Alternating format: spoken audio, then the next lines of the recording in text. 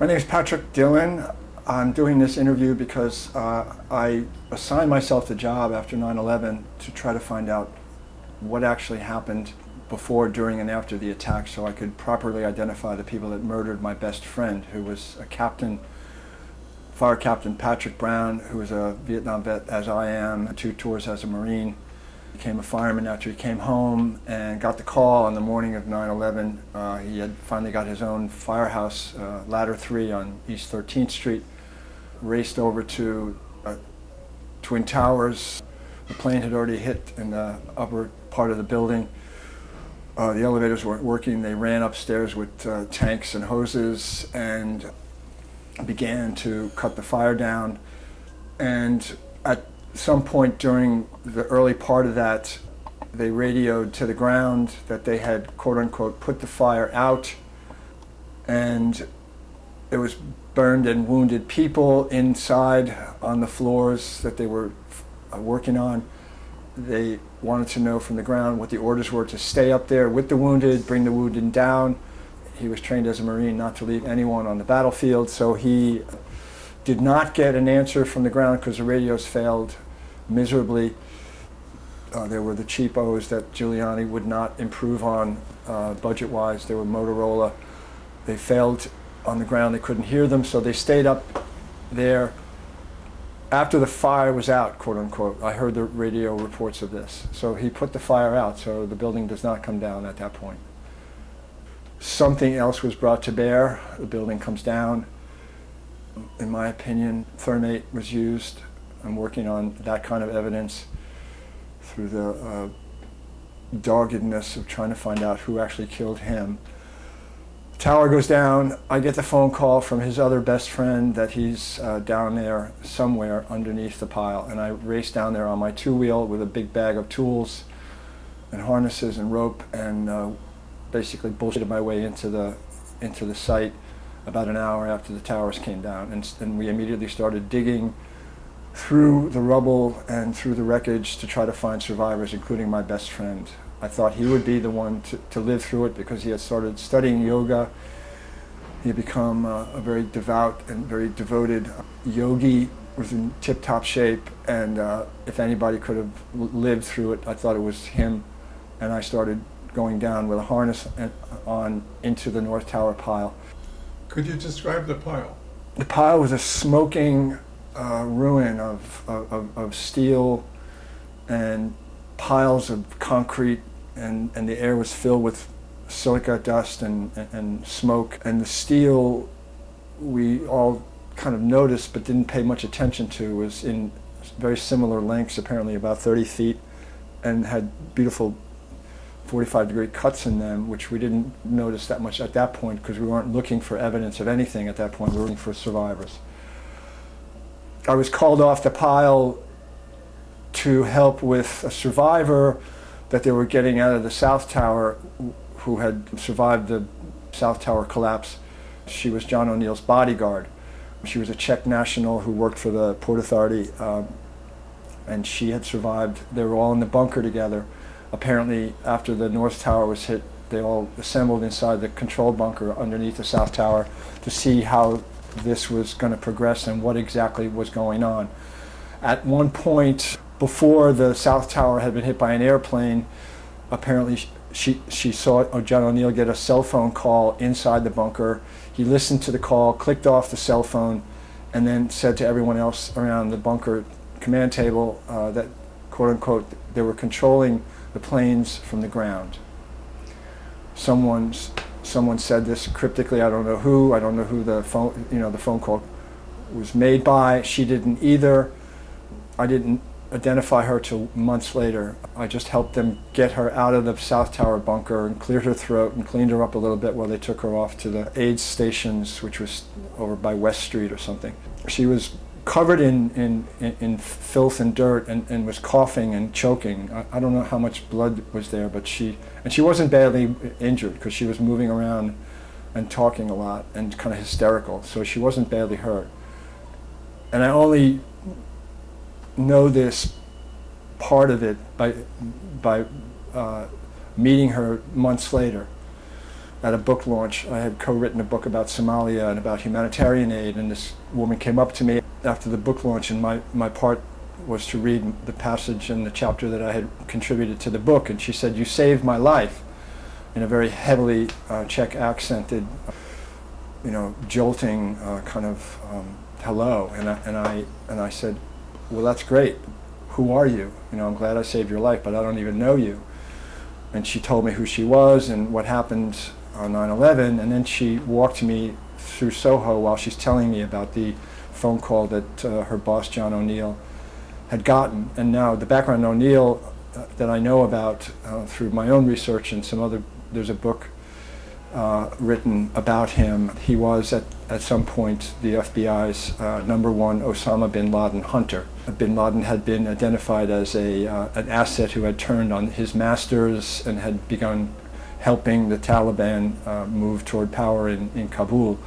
And John O'Neill and his crew had surrounded them at Tora Bora in the caves and was about to capture Osama bin Laden, and was called off the hunt by his superiors in Washington, which made him quit the FBI in disgust, and quickly was named then the head of the Port Authority's security systems.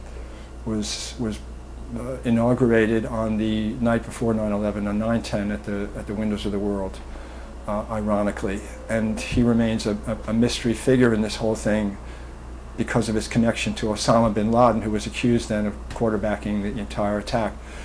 John O'Neill is dead. Everyone else in the bunker is dead. She's telling me this story about the controlling the planes from the ground, which was designed as technology to override the fad of hijackings in the 70s and 80s in the Middle East and other places.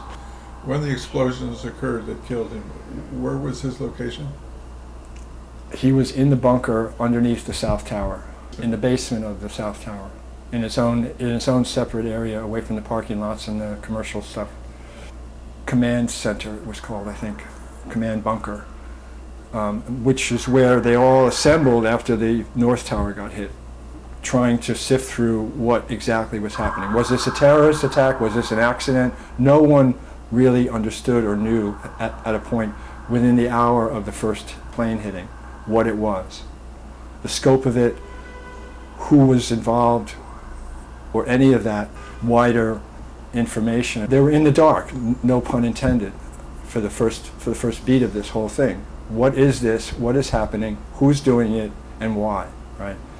The cell phone call remains for me a key piece of evidence that some quarterbacking was being done, that those planes were not being controlled by 19 inexperienced Wahhabist teenagers, that those nose cones were being guided by someone on the ground, possibly near or in the zone of the terror attack downtown.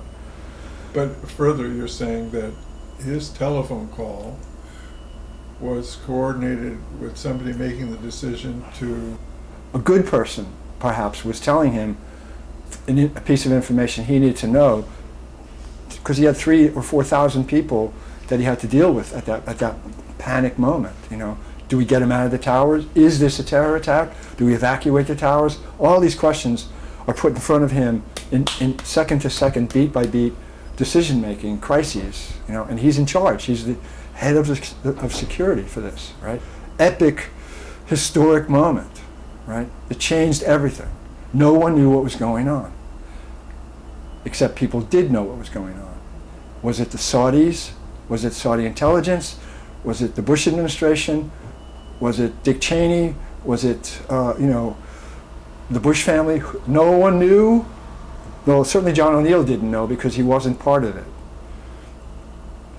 And he was dead within about a half hour because the South Tower came down, killed everybody except this bodyguard. And she's chain smoking and telling me this as she steps down into the subway system, and I've never seen her again. I go back up to the North Tower pile and continue to go down and sift through this wreckage,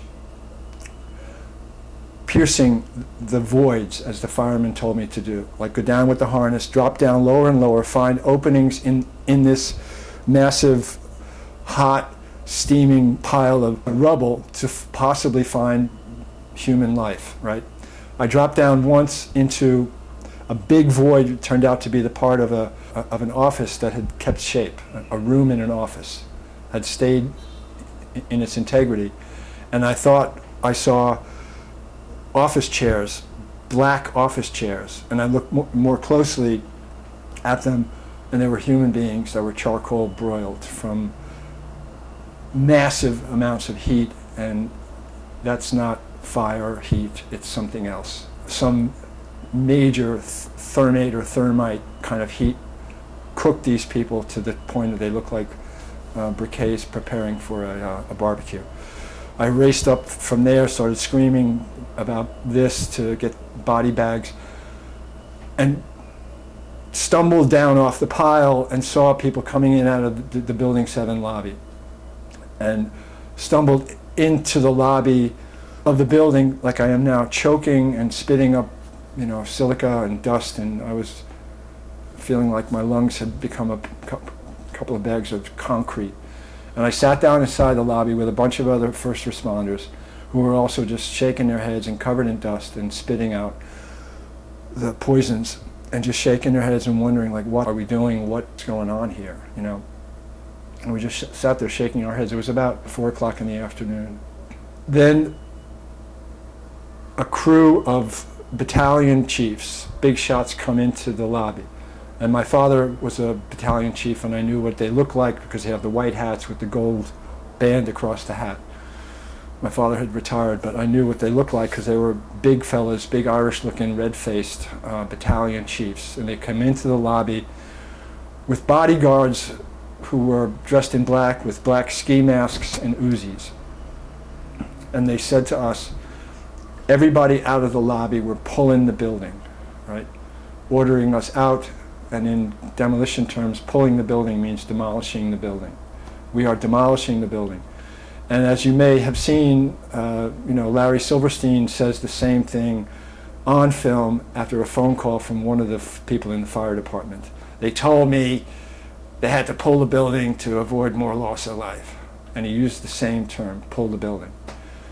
We leave the building, and I start going back up to the point where I was working on the North Tower pile across the street, and I turn around and we see Building 7 just settle perfectly into a Houston Astrodome-like footprint of its own.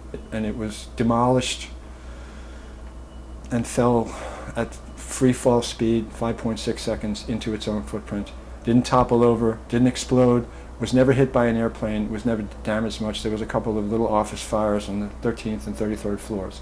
That was the extent of Building 7's raison d'etre for demolition. And it was demolished, as this deathbed confession refers to, by the CIA spooker who is an expert in demolition and explosives, who claims on his deathbed to have been the guy to do the job in the 4 months preceding it, and was worried at the time that it looked too much like the Houston Astrodome and too professional, but that got blown past. And of course, no one ever said a word about Building 7 in the 9/11 Commission report. No one ever explained why it went down or what brought it down. It just was ignored, as was a ton of evidence that would have indicted Washington itself for the killing of Jack Kennedy. It's the lie of omission. I watched that happen and continued to dig and never found my best friend. He was found 3 months later without his head. They identified him because of his bunker gear with his name on it. When they brought him out, his other best friend identified him, and he said he still had the bulldog chest of a Marine. I have spent the years since then trying to assemble evidence surrounding an indictment of the real killers of Patty Brown. And I will continue to do that, whether it puts me in jeopardy or not. I don't care. I want to find out who gave the orders, who designed it, who quarterbacked it, and then who was the contract assignees, the paid assassins of my best friend and almost 3,000 innocent civilians. Patty Brown's radio reports are part of the record, and I can hear him. We put the fire out. We put the fire out. The fire's out. We got hurt people up here. We got burned people up here. Over, like that, you know. What do we do? What do we do? Come back, come back. And he's pretty frantic, but he's clearly Patty asking for, you know, there's a chain of command, and he's asking them for permission to bring them down and get them out of harm's way, or what? Tell me what to do. He's asking the higher ups, as he should. You know, he wasn't a battalion chief, he was a captain. Putting the fire out means no pancake theory is possible. The steel isn't weakened by intense heat, as the pancake theory is told. No one on the ground after both towers came down saw one stinking piece of steel to support the cores. The cores of these two were built very, very, very, you know, strong to withstand hurricanes and 2 airplane impacts. The cores were blown out and disappeared along with everything else, right? The cores were steel, like 4 feet by 4 feet, steel columns going all the way up through the towers. Not a bit of that was left after either tower came down, you know. They were blown up. They weren't melted by anything known to man except planned and painted thermate or you know, all kinds of other stuff that's brought into bear when you were trying to take something that big out, you know. The cores were gone. Just see the, you know, the steel cores of them standing there like skeletons. They were gone, you know. By what force? Thermate, it's called. You know, it goes from 0 to 3,000 degrees in about 3 seconds, and it melts and cuts steel like butter, you know. But it has to be thought out and thought through and applied to the cores. Now, I often explain to people that the way the buildings were built, they built the cores first, Mm-hmm. and in the corners of the cores, they attached cranes, and they built the building around that. That's right. The elevator shafts were among the cores, That's right. and therefore demolition crews riding atop elevators would have access to the core columns in the corners of the elevator shafts, so they could attach thermate cutting charges Mm-hmm. every 30 feet to accomplish this convenient 30-foot length for quick loading onto flatbed trucks. And in fact, you saw these 30-foot lengths all over the place. That's what happened. What you're describing isn't theory. That's what happened, right? Every single first responder that I know reported multiple explosions throughout the whole building, especially down at the bottom where, you know, where the base of the buildings are, you know. Multiple explosions were reported. Boom, boom, boom, boom, boom, boom, boom. One of the firemen goes, you know. Preset, you know, these are designed to weaken a 1,000-foot structure, you know, and have it go down once again into its own footprint. Both of them, you know. And every single building employee that I talked to and news media talked to said things were going on in the 6 months previous to that where they would shut the whole power system down of the entire towers on weekends. No one would tell us what was going on. People were coming in and out with no IDs and stuff like that was actually happening, you know. And the employees would ask questions, and then they were told to, you know, just shut up and do your job, you know. So who was that? Was that Securitech? Was that Marvin Bush's company? Was that Controlled Demolition, you know, the contractor? Who was that, and what was going on is the essence of who did it. If you follow it that way, as evidence and as a journalist would, as I'm trying to do, eventually you get to the green light crew in the star chamber of what? Washington or some other ruling establishment that comes from on high with the orders to execute whatever it is, the project for a new American century. You know, the oil paradigm has to remain central to our gravy train. We have to rationalize a Reichstag fire or some other Pearl Harbor-like attack to go into the Middle East and take all of that hostage again, including all the dark metals that are now being talked about in Afghanistan. You know, all of the metals used for the cell phones and the laptops and all of that technology requires metals that are sitting in Afghanistan in raw form right now, to the tune of $15 trillion, according to the CIA. The CIA also did the studies to put numbers on the amount of oil still in the ground in Iraq and the rest of the Middle East, to the tune of 300 billion barrels still there, and they had to figure out how to eliminate solar and other forms of wind power and sustainable power in order to maintain their economic grip on the global economy, and do it in a way that terrorized the American people and put half of them in uniform going after another shibboleth made-up enemy called the Arab. The Arab, the Muslim, the Islamo-fascist. And it's still being shaped and organized by Trump and his crew. Lee Harvey Oswald, Sirhan Sirhan, James Earl Ray, Osama bin Laden. This is the template. Hanging on a patsy and enrich the patsy with all kinds of anti-American and un-American salsa, and you've got a goose-stepping population falling right in line with the Kool-Aid of the moment. Osama bin Laden was brought into the fight against the Russian colonial attempt on Afghanistan. Well, hold on. I would According to use a different language. Okay. I would say that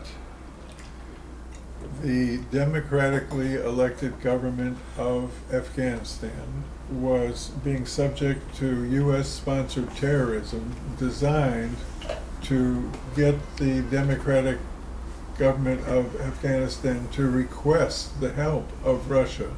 So it wasn't an invasion by Russia. They were asked to come in, and that was the U.S. plot to cause the Russians so much military economic disaster that it would bring down Russia's Vietnam. Right. I was in Moscow when the Soviet Union collapsed. There were Afghanistan war vets in wheelchairs with no legs and the same look and long hair even, and those bush jackets that we wore coming home from Vietnam. The same kind of look and the same kind of guys surviving Afghanistan in Moscow in some of the squares, wondering if they would ever get their benefits again, because they had survived the war but had been all chewed up like we were by Russia's Vietnam. And it was, once again, it was a perfect opportunity for Washington to implode the Soviet economy by a protracted, blood-drenched colonial atrocity that wore the Russians down, wore the Russian military down, and bankrupted the Russian economy at the end of the day, and collapsed the Soviet Union. Afghanistan was all of that and more. Osama bin Laden, perhaps a mercenary, perhaps an opportunist, perhaps a believer in some of that or all of that, was an asset quartermastered by Charlie Wilson and others, and armed and paid handsomely to fight with the Mujahideen side by side against the Russians, and believed in it, I guess. He was a devoted Mujahideen himself, apparently, at some point. Believed in his religious cause, if you will, the cause of the caliphate, the cause of the anti-colonial Western ideas that were being imposed on the indigenous Muslim and Islam people of Afghanistan, and then got betrayed. They got left hanging out to dry abandoned after they were used up and used by Charlie Wilson and the CIA and the American international colonial reach. Just walked away from them and left them hanging out to dry, left them for dead. And Osama possibly realized that he had been betrayed and maybe turned on his masters, like a lot of them, like Gaddafi and others have been betrayed and realized that they were being used and abused by the colonialists and the internationalists for other reasons besides beliefs and ideology. The people that do these things are not doing them for ideas. They're doing them for money.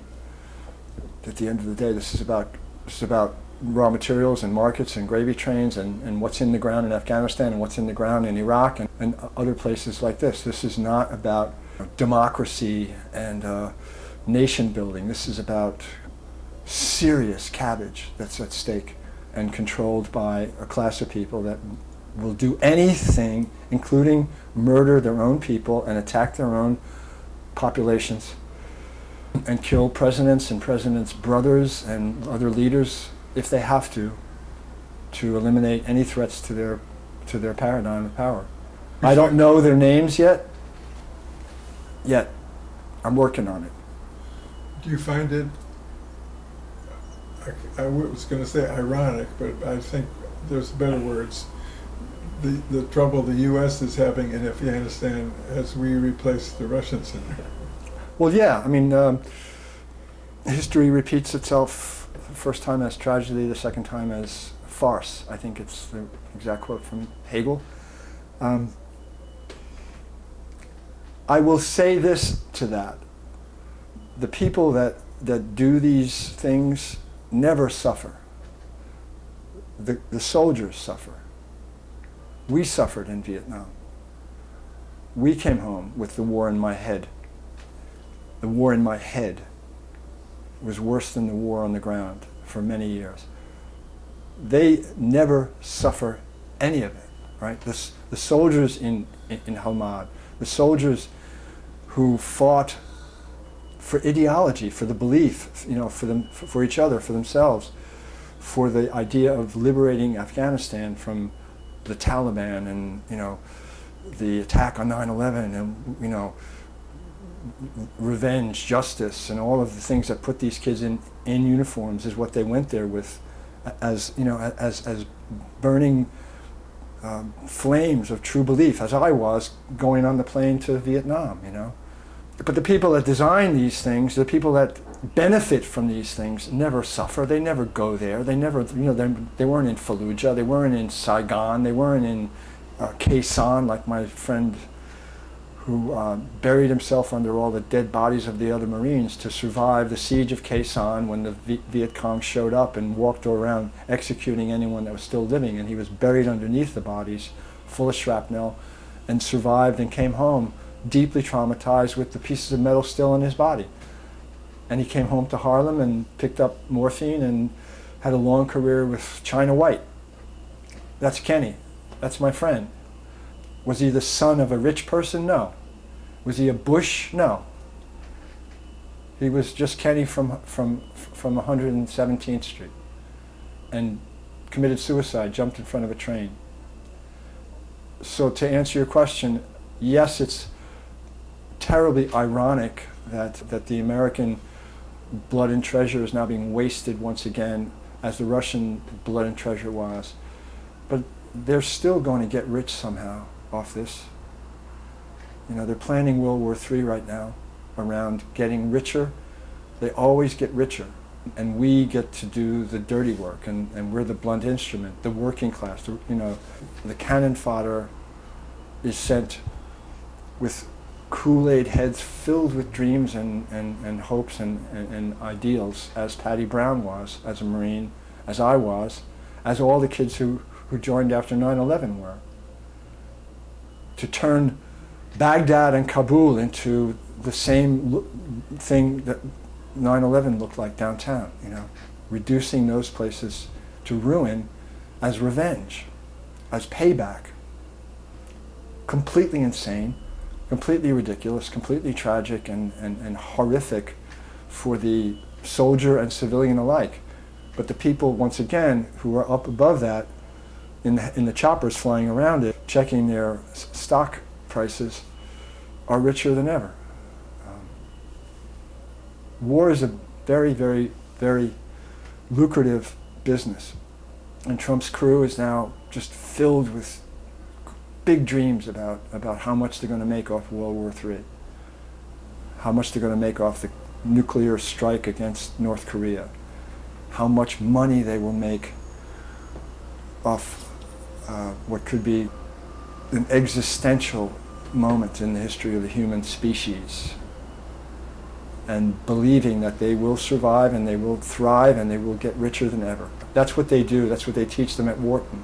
Opportunistically cancer tumorist scum. They believe they will have more power and more wealth at the end of the day, no matter how many more Americans appear on how many more Vietnam walls, and whose families somewhere in the farm rust belt of the heartland are crying and weeping and sitting in cemeteries as their boys and girls are lowered into the ground.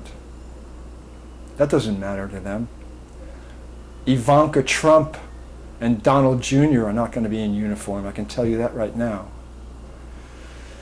Or Barron Trump. They won't go anywhere near a war zone, I can guarantee you. Or Donald, who got 5 deferments for bone spurs while playing 3 sports at Penn, and calls himself a big military man now. As Colonel Kurtz would say, the horror, the horror, the horror. Now, you, again, were a witness at Ground Zero. I got there about an hour after the towers came down, Okay. because I got the call. Patty was in the North Tower. And you were saying that there was regular 30-foot length steel around. There was big pieces, uniform length. We noticed that. What else was there and what wasn't there? There wasn't stacks of floors. No, there was mountains of dust, mountains and clouds of pumice and silica and you know, Fine dust. concrete in fine form that only could have been created by extremely powerful explosives, not collapse. No steel building has ever collapsed because of fire, including the one in London, including any other in recent history. They don't fall down from fire. Could I offer a little change in language? A lot of times people talk about the steel columns being exploded, but cutting charges don't explode, they just cut. They can have electric controls. They are or controlled by wire sparks. Ignite the thermate. And the thermite reaches a very high temperature. 3,200 degrees. Even higher sometimes, Even 4,300. higher, right. Cut steel. And steel melts around 2,800. Right. So they slice right through. There was lots of explosions as well. The explosions were for the other stuff besides the steel. The concrete flooring apparently had been sprayed with this super explosive nanothermite. Okay, you may know more than me, you know, and God bless you. You know, you're going to maybe help me find the killers of my best friend. Nanotechnology started about 40, 50 years ago, that they discovered that if they applied lasers to make stuff smaller than ever before, that chemical processes could be changed with lasers by making the participating parts of the chemical process small. Thermate is aluminum and ferrous oxide rust. And when they combine aluminum and ferrous oxide, the oxygen goes over to the aluminum, forming aluminum oxide, and you get pure ferrous, pure iron, at a temperature of 4,000 degrees, 3,800 degrees, some very high number. And they used that way back in the 1890s to weld the railroad tracks together. And they could just put the aluminum and the rust together in sand and around both ends of the steel, and the temperature would get hot enough and they would fuse. Well, I will add to that, because we saw molten steel. The further down you went into the piles, we saw more and more. It was like one of those documentaries about volcanoes. Molten steel, and almost white hot, running almost like water through parts of the lower end of the pile, and that stayed that way apparently for weeks and weeks afterwards. Can I make one important statement about that? Sure. When the thermite cutting charges were attached to the core columns by crews in the elevator shafts, the thermite, when it does its cutting, has this iron liberated from the chemical reaction. I was saying the oxygen goes to the aluminum, giving it pure iron at, say, 4,000 degrees. It cuts the steel, and that iron is then free to drop down through the elevator shaft all the way to the bottom. Burning. So the molten metal is actually molten iron, not molten steel, or a combination of both, but a lot of molten iron. And a lot of people are confused. There are differences between steel and iron. Mm-hmm. Steel is a mixture of iron and carbon. Mm-hmm. Iron is a pure element. Mm-hmm. And so pure iron, molten, does not occur except when there are cutting charges around. There isn't iron in civilized life. The only iron is maybe wrought iron furniture, but there's plenty of steel around, but there's not iron. Well, So to find molten iron, that's like an important fact. Yeah, and we, at that moment, on that day, I wasn't standing at a crime scene intellectually or journalistically. I didn't know anything except I wanted to see if my best friend had survived the collapse of the North Tower. And peripheral things are there, the 30-foot lengths, which had these beveled edges at 45-degree angles lying all over the place. We didn't say, hey, look at that, that's really weird. They're all the same length and they're all cut like that. Although we were moving them, like 30 or 40 of us would pick one of these things up just to continue to try to dig through it to hopefully find firemen or civilian survivors. We had our hands on this stuff, and we were feeling and then seeing the molten metals, and I had blisters all over my face. The further down I went into the tower pile, piercing the heat it, was getting the heat was hundreds of degrees coming up from this roaring furnace of molten iron, if you will, from underneath the North Tower, and it blistered my face. I didn't know what it was. I didn't know what I know now. I didn't even start to identify this as a Bush war, premeditated contract killing, if you will, until years after the fact, when I began to uncover and everyone else began to uncover, and the metallurgic physics professors from Brigham Young began to investigate the fallacies that they presented as facts around 9/11, and the pancake theory and airplane fuel theory and all of these theories that never in a million years could be proved in a laboratory as even remotely possible to bring down the towers. Let me continue. I was talking about nanotechnology. They applied nanotechnology at the beginning. They said, let's take this thermite reaction, and what if we make the aluminum particles and the rust particles nano size? Instead of the usual size of particles, let's make them 1,000 times smaller. And they did that. They could accomplish that with lasers, and they ignited it. And not only did it do what it usually does, reach this high temperature, but they found it was explosive. It popped.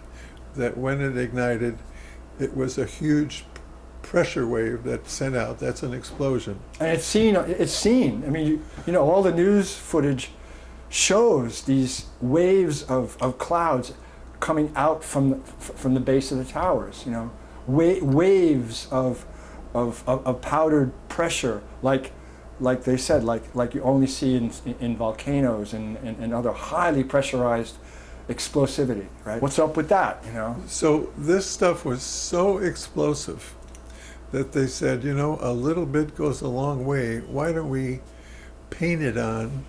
And so they mixed it with paint, these little particles, and they painted it on, and lo and behold, it didn't work. It didn't explode. And the problem was that the paint was preventing the aluminum and the rust from touching each other. What the Brigham Young scientists discovered was the solution that was used on 9/11. What they did to solve the problem of the paint preventing the touching, what they found in the dust, the explosive that was used to paint the flooring, was aluminum and rust particles in protective nano chambers of silicon carbide. Millions and millions of little chambers of silicon carbide. Within the chambers were uniform size and shape, flat aluminum plates, and lots of little cubes of rust nestled together so they would touch very nicely. Nano scale now. This is like billionths of a meter. And that's what they found in the dust. You know, Lorillard killed my mother. You know, she got hooked on Newports, and their laboratories are infamous for working out every single day more addictive chemical fish hooks to put into every single cigarette, right? My hat's off to them as commerce. My Newport addiction almost killed me, and I had to stop smoking them, and I couldn't stop smoking them because of the chemical fish hooks that were in every single Newport that I smoked, right? And I was pissed off at myself because I couldn't stop smoking. And then I learned exactly what you're saying, that science in the wrong hands can be mass murderous, you know? Zyklone B, for instance.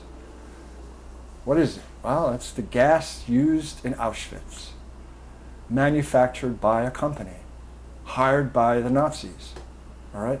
Somebody was told or paid or ordered to execute this in the 6 months or year prior to the attack by someone else, right?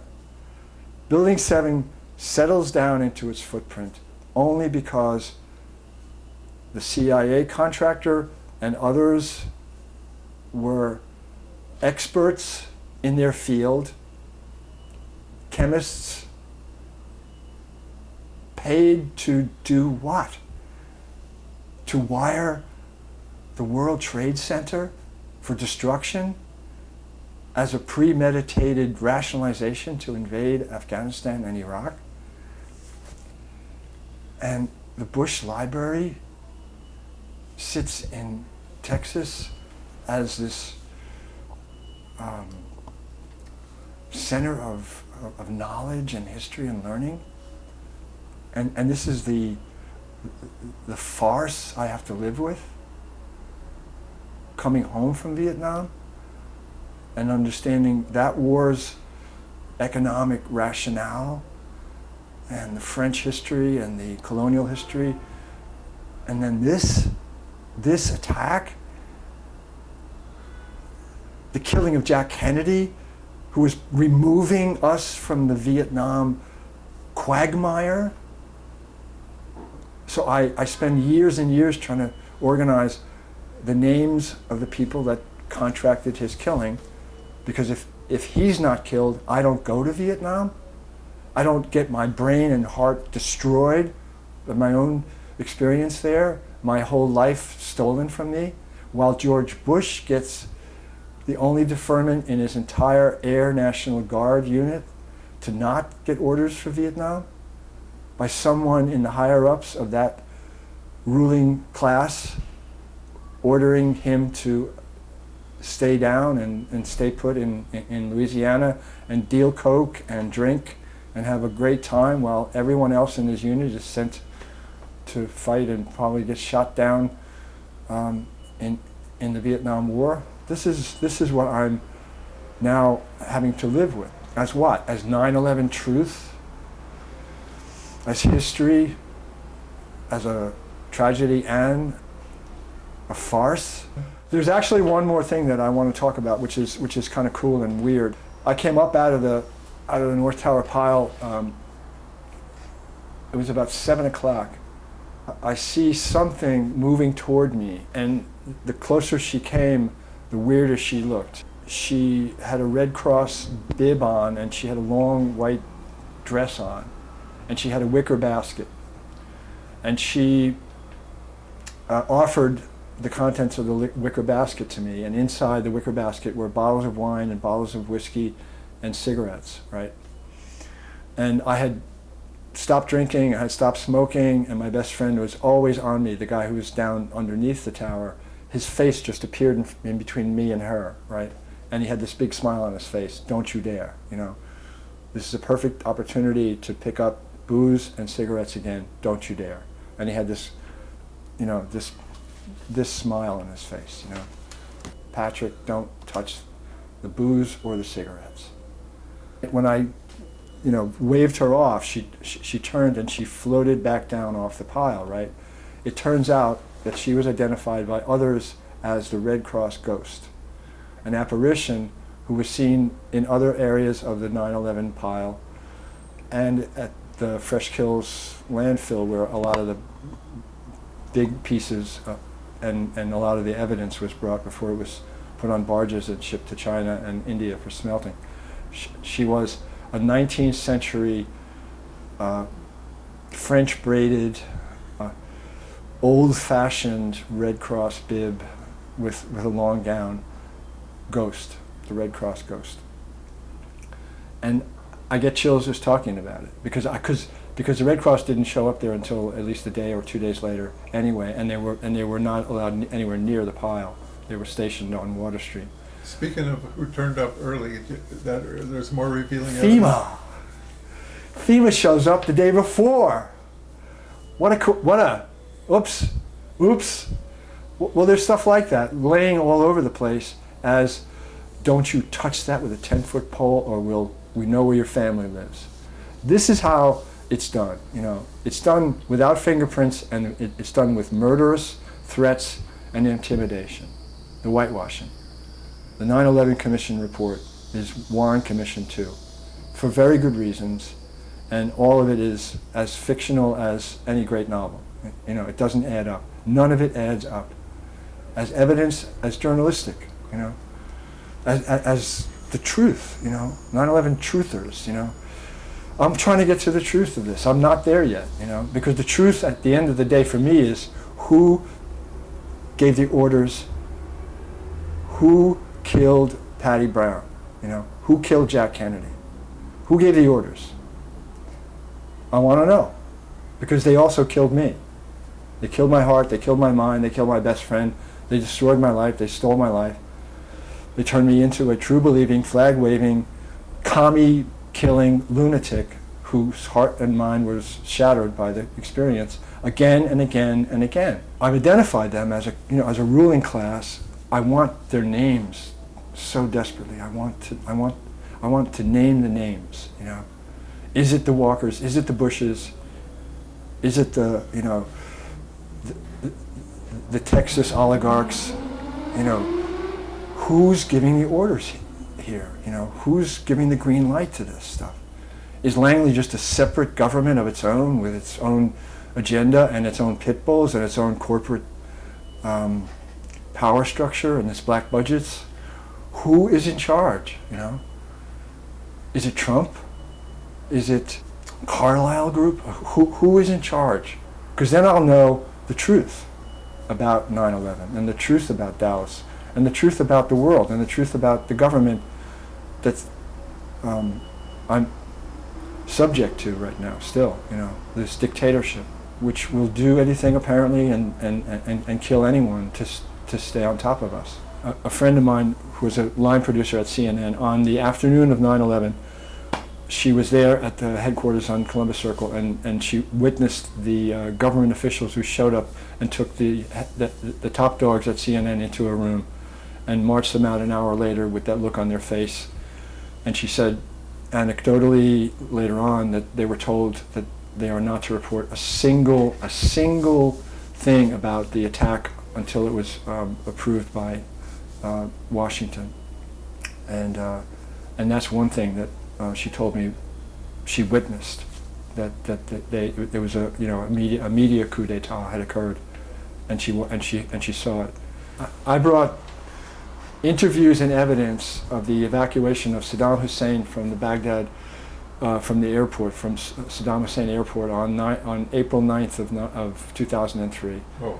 A witness who was a member of the military, who was the concrete specialist at the airport, maintaining the airstrips for Saddam, witnessed a ceasefire that was called between the Americans and the Iraqi army, while a motorcade of Cadillac limousines, stretch limousines, rolled into the airport while the CIA was landing these unmarked C-130s. The tails go down, and the Cadillacs are driven right into the tails, and they take off. And he saw this happen, and I have him on film. And I brought that film interview to CBS, to a producer there. And I started showing it to him, and after about 20 minutes of showing him this stuff, including the secret weapons that were used to melt passenger buses, the Iraq war theater was used as a testing ground for postmodern weapons. Really futurist stuff. And he stopped me and then said, I'm going to have to ask you to leave the building. You'll be escorted out of the building. Please turn that off. And if I show this to anyone else, I will lose my job. So goodbye. And that was one lesson of many lessons I've received when I bring radioactive evidence to corporate media and how it's handled. It's handled sensorially, and once again, it's called the lie of omission. What people don't know is what is killing them. In terms of the truth and the knowledge and the fundamental checks and balances of the constitutional guarantees of the Fourth Estate, of the value of journalism as a check and balance against tyranny. And it's gone, especially with network. Network is part of it, and they are the mass producers of the Kool-Aid, and they're geniuses at it, and I know people that work inside it, and they tell me that, that they're not there for any other reason except to collect a paycheck. They're not there to be the next Edward R. Murrow. They make it so hypnotic that everyone is now glued to it, glued to it, and brainwashed accordingly. And I haven't watched a minute of television in 30 years. I've never been on the internet. I've never had a cell phone. I do read 4 newspapers every day. And I do go to these places if I can to see for myself what's going on. And try to, piece it all together as a version of, I hope, a reality-based truth about my life and about the world at large. What is going on here? And I'm trying to stay conscious and try to stay with it, as horrific and as traumatic as it all seems to be.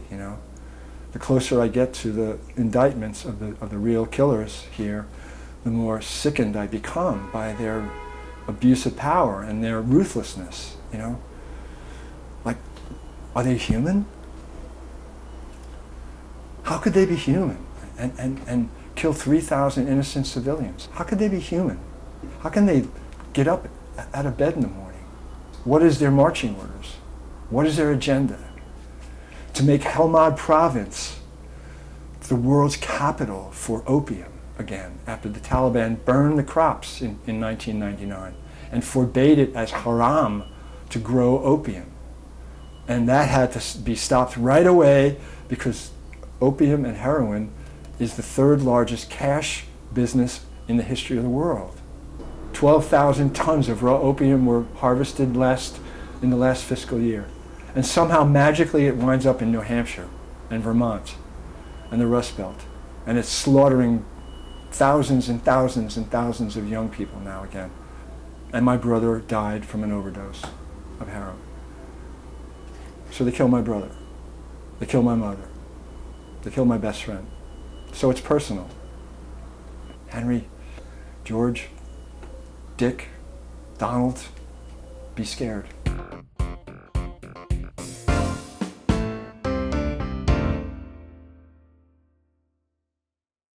CIA agent makes a confession on his deathbed.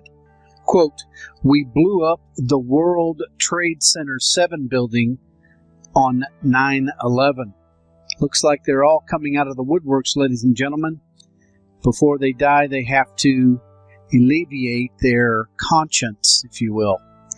79-year-old retired CIA agent Malcolm Howard has made a series of astonishing claims since being released from the hospital in New Jersey on Friday and told he has weeks to live. Mr. Howard claims he was involved in the controlled demolition of World Trade Center 7, the third building that was destroyed on 9/11. Mr. Howard, who worked for the CIA for 36 years as an operative, claims he was tapped by senior CIA agents to work on the project due to his engineering background and early career in the demolition business. Trained as a civil engineer, Mr. Howard became an explosives expert after being headhunted by the CIA in the early 1980s. Mr. Howard says he has extensive experience in planting explosives in items as small as cigarette lighters and as large as 80-floor buildings. The 79-year-old New Jersey native says he worked on the CIA operation they dubbed New Century between May 1997 and September 2001, during a time he says the CIA was still taking orders from the top. Mr. Howard says he was part of a cell of 4 operatives tasked with ensuring the demolition was successful. Mr. Howard says the World Trade Center 7 operation is unique among his demolitions, as it was the only demolition that we had to pretend wasn't a demolition job.